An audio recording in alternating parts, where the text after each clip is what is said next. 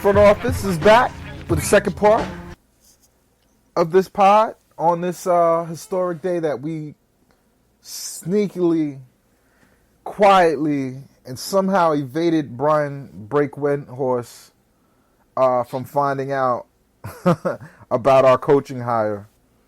I feel bad for those guys because they report nonsense and they don't have if you're reporting net stuff, you can't beat Anthony Puccia. You can't beat him because he's passionate, he's a part of it, he knows the team, right? And honestly, I don't think any national beat writer can beat me because of the passion that I have for the team and how much I really just sit there while I'm supposed to be doing my real job, looking at data and all the nice tools that I have at my disposal to crunch data and basically try to find patterns in the data. I'm using it to look at basketball. And national beat writers can't do that. So when you saw the Tyrone Lues and the Popovich, it's because they have an editor and they have someone who's basically putting a gun to their head and saying, I thought you were an insider. I thought you had contacts. I thought you had, information. And a lot of these guys, they don't. And so all the guesswork led to this nonsense. And I'm proud of this team. I love the way Sean Marks operates because it gives you a negotiating advantage if you're not negotiating in the press.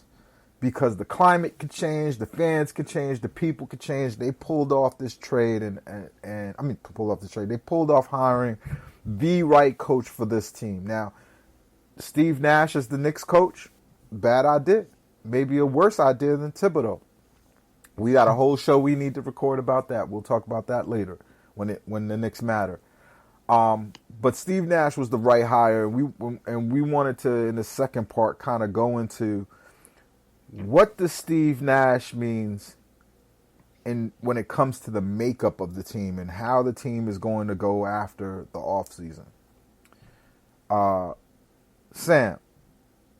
Yes, sir. You were saying that you thought having Steve Nash is going to make it where they're not going to gut the team. And I want to believe that. I believe it 35% because you have another coach that's a guard who loves guards and understands guard play. He's going to want to have an army of guards to go to be able to chase after the ring. However, the one thing I think NBA players believe to a man is that the superstar talent is all that matters. It's not that you don't need glue guys, the guys that die for balls and play hard and all of that. You do. You 100% have to have that. However, if you could get, and I don't agree with this, I think you win a championship with as structured. I think this team, if they do all the right things, can win a championship. I think I think they lucked out with Jared Allen. Karis LeVert said it again. I think he's wrong. He's never, Jared Allen's never going to be top 3. But Jared Allen has top 3 athletic ability. When Karis says that, when Dinwiddie says that, they're basing it off of, I play on this court with this kid, and he's faster than any center that I've ever seen. He springs off the floor faster than any other center I've ever seen. Players are going to measure that on ability and what the gravity a player has on the court when they're playing next to them.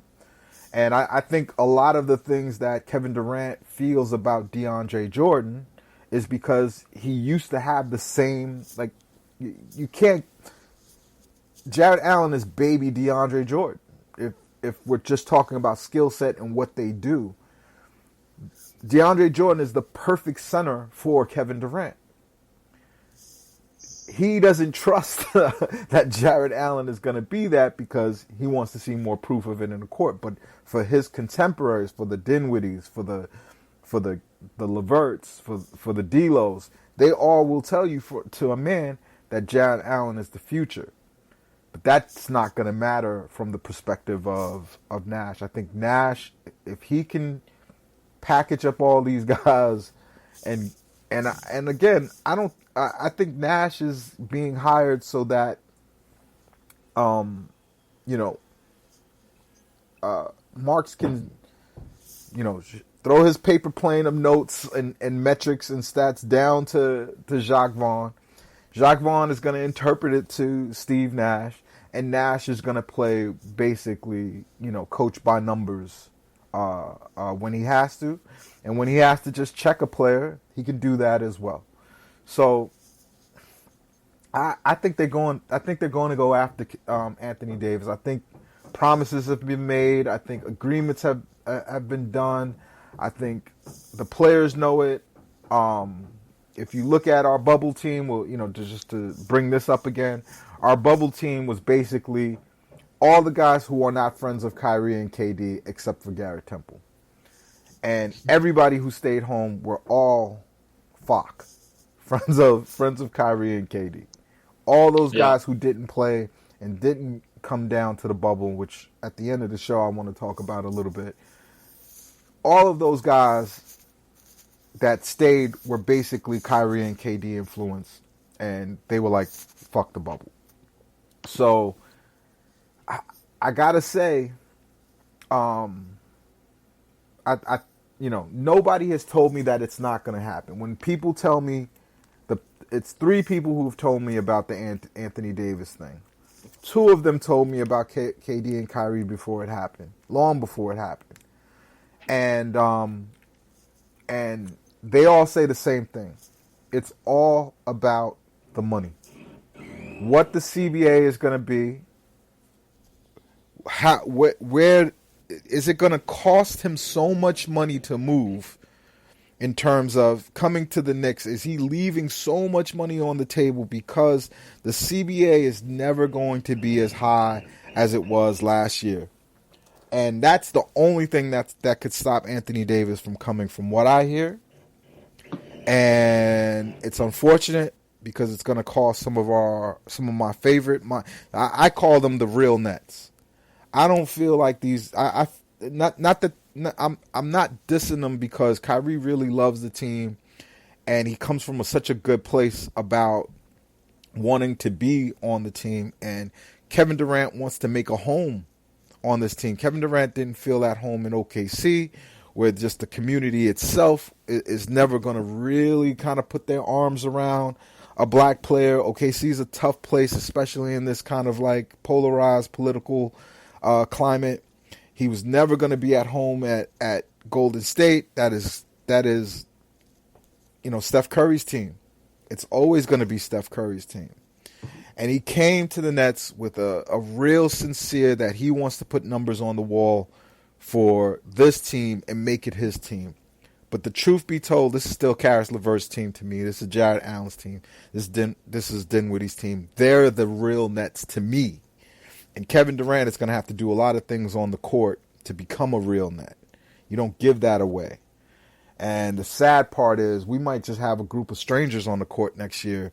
Strangers so fucking talented that you can't really even argue against the move. Anthony Davis is a monster. And yeah, Davis is the guy that if that's at all possible, you obviously do it. There honestly has not been another name. I didn't mean to cut you off, but there hasn't been another name that's come out that I've been blown away. Like the idea of giving up like both Dinwiddie and Beal. Giving up both Dinwiddie and LeVert for Beal to me is like totally uninterested. I'm just not interested. And I love Bradley Beal, but I don't really get it. I don't understand the fit with the other 2 stars. Why would you get a player that's going to take the ball out of the hands of Kyrie and KD? You I don't also don't. I haven't liked the Gobert rumors. I don't think they make. I like. I think that, I mean, look, the Jazz are a whole other story, and they probably do need a little bit of some makeup. But like, I don't really. I'd way rather be paying. Way rather be paying Allen and DeAndre Jordan basically combine what Gobert is for like as a max guy, and keeping also my guards as opposed to. Gobert is not stopping anybody anyway in the play. Like, where is Gobert right now?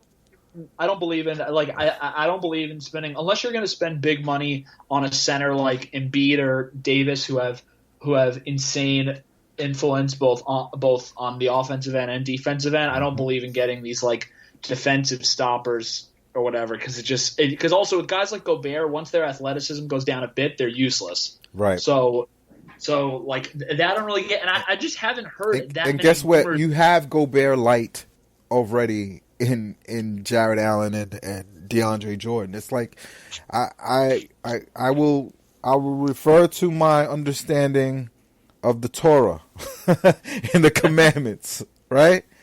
Thou shalt not covet. We have a great little team.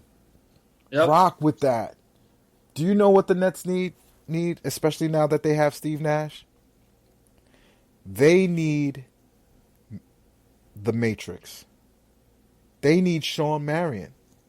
They need the guy that I've been saying forever. They need Aaron Gordon.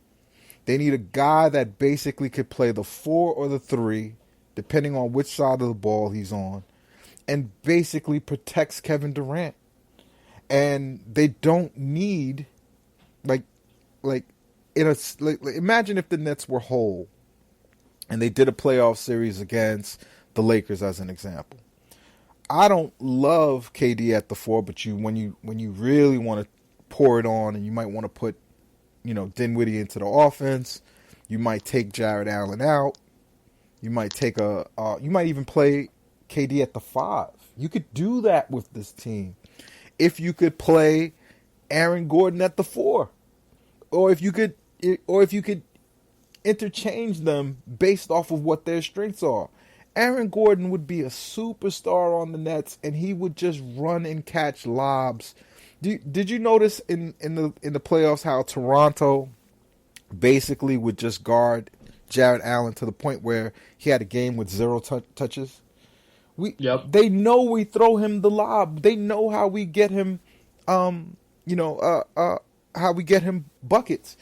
You add Aaron Gordon to that, you're throwing the lob from either side of the basket. They can't. Go ahead. No, yeah, he's the. I mean, look, I think he's the guy that I would trade like someone like Dinwiddie for, and or like picks, whatever they have. I mean, as we've mentioned, I think the Nets have a bunch of different assets they can kind of.